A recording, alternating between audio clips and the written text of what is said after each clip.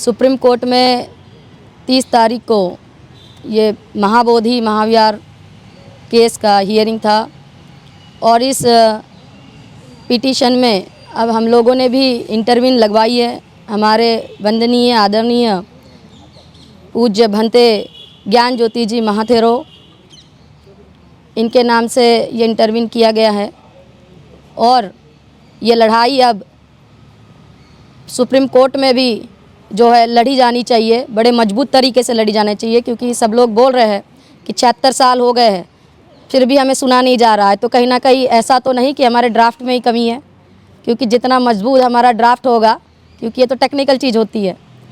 दूसरी और एक बात हम लोग देखेंगे कि अब तक जो वकील लोग लड़ रहे थे, अगर हम सच में सुप्रीम कोर्ट के डॉक्यूमेंट पढ़े तो हमें दिखेगा कि हमारा तो इंसान लड़ ही नहीं रहा था, क्योंकि हम लोग कोर्ट में याचिका दायर कर रहे हैं, हमारा जो वकील होगा वो लड़ेगा।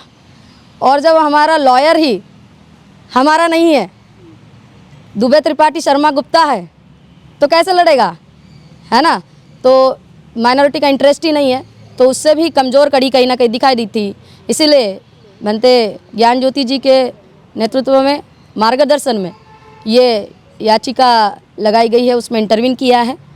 और हम लोग इस सुप्रीम कोर्ट के लड़ाई के अलावा भी जो रास्तों की लड़ाई है उसके लिए यहाँ पे दाखिल हुए हैं, ताकि हम लोग जो है मीटिंग करते हुए ये रास्तों पे भी ये जो लड़ाई शुरू होने वाली है, जो मतलब धरातल पे ये लड़ाई शुरू होनी चाहिए। अब तक जो चल रहे थे जो लोग, अगर हम लोग बुद्धिस्ट ही नहीं है तो पहली बात तो हमको लड़ने का अधिकार ही नहीं रहेगा, क्योंकि बौद्ध विहार या बौद्ध स्तूप जो सम्राट अशोक के राइन के हैं वो हमें वापस अगर लेने हैं, क्योंकि ये केवल एक महाबोधि विहार का मामला नहीं है।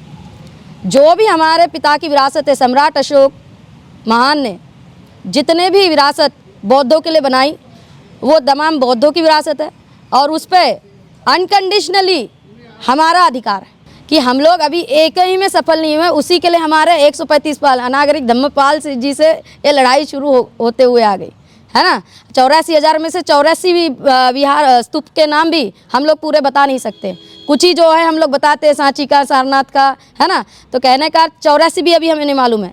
हमारे लोग जो पहले से रहे हुए, कहीं ना कहीं हमने अपने विरासत की तरफ अनदेखा किया। जो हमारे पहले के राजनेता रहे उन्होंने भी ये कमी दिखी है। अदरवाइज़ आज देखते होगे आप कि हमारे जो राजनेता है उन्होंने अभी इंटरव्यून करवाया है 2025 में। तो हम पूछते हैं 80 साल में आपको आज इंटरव्यून करने का ज़रूरत क्यों पड़ा? आप 80 साल के नेता है, तो जब ये महाबोधि की लड़ाई पहले हो रही थी तो आपने तब क्यों नहीं इंटरव्यून कराया? जब भंते सुरई ससई जी 2010 में इंटरव्यून कर सकते हैं तो आप हमारे नेता थे, हमारी आवाज़ें थी। बुद्धिस्ट आप अपने आप को नेता कहते हैं, तो उन लोगों ने उस वक्त इंटरव्यून क्यों नहीं कराया? क्या वो किसी इसमें मशगूल थे? जबकि वो लोग तो प्रोफेसर है। तो हम चाहते हैं कि ऐसी जो चीज़ें अनदेखा हुई, और हो सकता है किसी चीज़ की कमी भी हो। आज तो हमारे पास मीडिया है ना, तब हमारा मीडिया भी नहीं था। अभी भी हम लोग देख रहे हैं तो महाबोधि की लड़ाई कोई नेशनल मीडिया नहीं दिखा रहा। जिन लोगों ने आंदोलन की शुरुआत की थी, अब सब लोग जानते हैं, भंते सुरई ससई जी, अभी इन्होंने कहा, निगम जी ने कहा, हमारे भंते जी ने कहा कि जिन लोगों को कुछ मिल गया और ये आंदोलन, अब वही चीज़ें कहीं दिख रही है। आंदोलन हमारा बोध गया में होना चाहिए, बोध गया हमारा जगह है। अब जब ज़मीन वहाँ है, पानी हम महाराष्ट्र में देंगे तो ज़मीन में फसल उगेगी क्या? ये कितना बड़ा प्रश्न है, पता नहीं। ये तो गाड़गे बाबा बताते थे, हमारे आपके महाराष्ट्र के संत गाड़गे बाबा कहते थे कि ज़मीन जहाँ वही पानी देना चाहिए। अगर नदी किनारे पानी डालने से हमारी ज़मीन को पानी नहीं जाएगा। वो कॉन्स्पिरेसी वाला मामला है। कुछ चीज़ें हमको याद रखना चाहिए कि हमारे जो अपोनेंट है, जो उसको हत्याए हुए हैं, वो कोई आसान लोग थोड़ी ना है। उनकी व्यवस्था है भाई, आपकी व्यवस्था है क्या? हम तो व्यवस्था भी नहीं भेद पा रहे हैं। हमारी सम्राट अशोक की व्यवस्था लाने के लिए तो महाबोधि का मांग की जा रही है। एक तरह से महाबोधि अगर आते हैं तो वो ज्ञान स्थली है, तो वहाँ से ज्ञान मुक्त होगा। अभी तक इसका मतलब ज्ञान हमारा कैद में है, हमारा ज्ञान कैद में है, इसलिए तो हमको ज्ञान नहीं है हमारे लोगों को। आप अभी जो बताया गया, इनकी जो पिटीशन है इसमें बताए गए हैं, पेज नंबर 11 अगर आप लोग देखेंगे, पेज नंबर 11 पे राजेंद्र प्रसाद जी का स्टेटमेंट है। मतलब एक अपने प्रेसिडेंट है, इंडिया के जो प्रेसिडेंट रहे पहले, उन्होंने स्टेटमेंट दिया था कि बौद्ध को बौद्ध विहार सौंप देना चाहिए, वो उनकी विरासत है। क्या आपने कभी सुना था ये?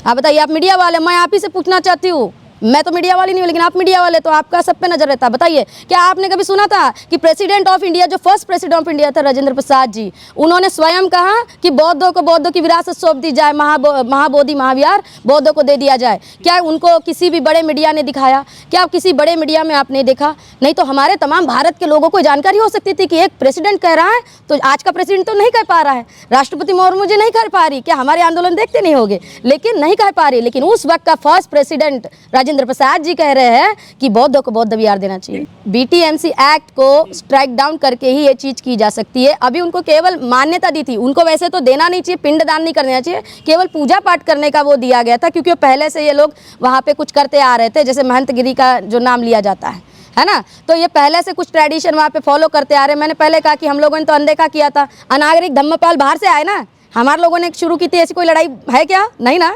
मतलब अनागरिक धम्मपाल को पता चला तब वो लड़ने आए। कनिंगम ने एक्सकैवेशन किया तब पता चला, हमें नहीं मालूम था ना भारत के लोगों को, कहने का अर्थ। तो दोनों में बहुत बड़ा डिफरेंस है। आज हमें हमारा इतिहास पता चला है, जब पता चलेगा तभी बाप का विरासत मांगने का बेटा वो करेगा। जब पता नहीं रहेगा कि बाप का क्या घर है, क्या खानदान है, क्या विरासत है, तो कैसे लड़ेगा? आज पता है, आज हम अपनी विरासत मांगेंगे और उसके ऊपर पुख्ता जो दावा करेंगे। देखिए, इसीलिए एक ये बहुत अच्छा, अभी यहाँ ना निगम जी भी चर्चा कर रहे थे इसी चीज़ पे, और इसका एक सॉल्यूशन है। किसी भी चीज़ का सॉल्यूशन नहीं है, ऐसा नहीं है। हमारा भी बिल्कुल वो बुद्धिस्ट होना चाहिए, नौ बुद्धिस्ट होना चाहिए। अरे जब बाप का घर हमारा है तो दूसरा बेटा कहाँ से क्या विरासत मांग लेगा? क्यों ही मांगेगा?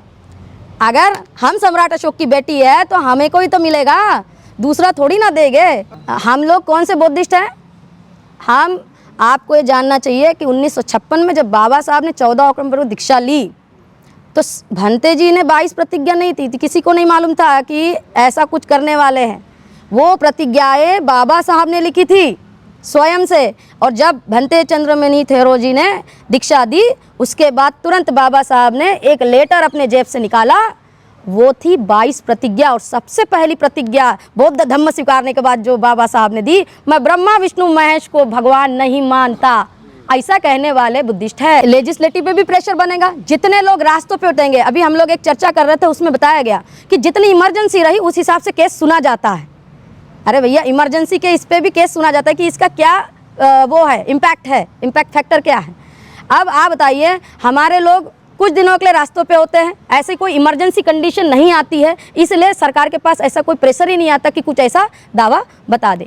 लेकिन हम लोग आने वाले दिनों में इसीलिए अपने लोगों को ज़्यादा से ज़्यादा ज़मीनी लेवल तक, ये जो कन्फ्यूजन क्रिएट किया है लोगों ने आज तक 76 सालों में, इस लड़ाई के प्रति कन्फ्यूजन भी क्रिएट किया गया है, क्योंकि हमारा मीडिया नहीं था। आप जानते हैं, जब राजेंद्र प्रसाद का इतना बड़ा स्टेटमेंट नहीं दिखाया, तो बताइए आम जनता और बाकी लोग जो लड़े होंगे उनका क्या दिखाया होगा। जब एक प्रेसिडेंट का नहीं दिखाया, तो उस वक्त हमारे और भी हो सकता है कि कोई होगा जिसने ये आवाज़ उठाई होगी बिहार से भी, लेकिन उसको नहीं दिखाया गया होगा, ना उसका लिखा पढ़ी होगा, क्योंकि हो सकता है कोई सामान्य इंसान हो। ठीक है, अनागरिक धम्मपाल जी तो श्रीलंका से आए थे, इसलिए कम से कम उनका हवाला तो भी हो गया। लेकिन जो वहाँ का होगा ना, उसको तो जब मार के दफना दिया होगा, पता भी नहीं चला होगा, जब इतने बड़े प्रेसिडेंट ऑफ मीडिया का नहीं मान रहे। दूसरी बात, वो जो गोयंका जी है, उन्होंने भी 4 शंकराचार्य जो थे उस वक्त के, उनसे लिखवा लिया था, बोलते इतनी बड़ी बात भी तो मीडिया में नहीं दिखाई गई। टाइम्स कौन से इसमें छापा था उन्होंने, वो टाइम्स ऑफ इंडिया के अलावा एक जो है इंडियन एक्सप्रेस जो इंग्लिश में आते हैं, इस पेपरों में उन्होंने छापा था। हमारा 80% जनता अगर हिंदी और मराठी के अखबार सुनते समझते हैं, तो इंग्लिश में ही क्यों छापा? क्या केवल इंग्लिश ही मीडिया होता है? जब 80% बहुजन है तो उनके लिए भी न्यूज़ में ये छापना चाहिए था, ताकि हमारे बहुजनों को मैसेज पता चल जाता कि जो लोग आज हमारे साथ विरोधक बन के उसके ऊपर हथिया के बैठे, वो लोग खुद बोल रहे हैं उस वक्त के शंकराचार्य कि भाई ये दे दो इनको, ये बौद्धों की विरासत है, इनको दे देना चाहिए। ये उन्होंने भी लिख के दे दिया। अब आप बताइए, बीटीएमसी का मैनेजमेंट एक्ट है, उन्होंने कहा है कि सुप्रीम कोर्ट इसको पूरा रिपील नहीं करा। रिपील करना हो तो हमको जिसने वो बनाया है उसके असेंबली में जाके मतलब ये कर सकते, जो उन्होंने कहा लेजिस्लेचर का मामला है, और अगर कोर्ट उसे करेगा तो उसे स्ट्राइक डाउन करेंगे। मतलब उसमें से जो चीज़ें गलत है, जिससे हमारे फंडामेंटल राइट्स वो हो रहे हैं, जैसे हमारे फंडामेंटल राइट जो आर्टिकल 25 से 29 है, जो धार्मिक अधिकार है, वो ब्रीच किए जा रहे हैं। अब वो ब्रीच नहीं होना चाहिए, वो अधिकार जो उस एक्ट में दिया हुआ है, तो वो वाले चीज़ें वहाँ से गायब कर दी जाएगी, जिसके थ्रू उनको वहाँ पे हमारे अधिकार ब्रीच करने का मौका मिल रहा है। जैसे हमारे भावनाओं को ठेस पहुँचाने का, जैसे आपने कहा कि वो आप आके पिंडदान कर रहे हैं, जब वहाँ पे ये चीज़ें ही अलाउ नहीं होंगी तो वो वहाँ घुसेंगे ही नहीं, है ना, क्योंकि वो हमारे मेन जो धार्मिक प्रोविजन है उसको ट्रबल कर रहे हैं।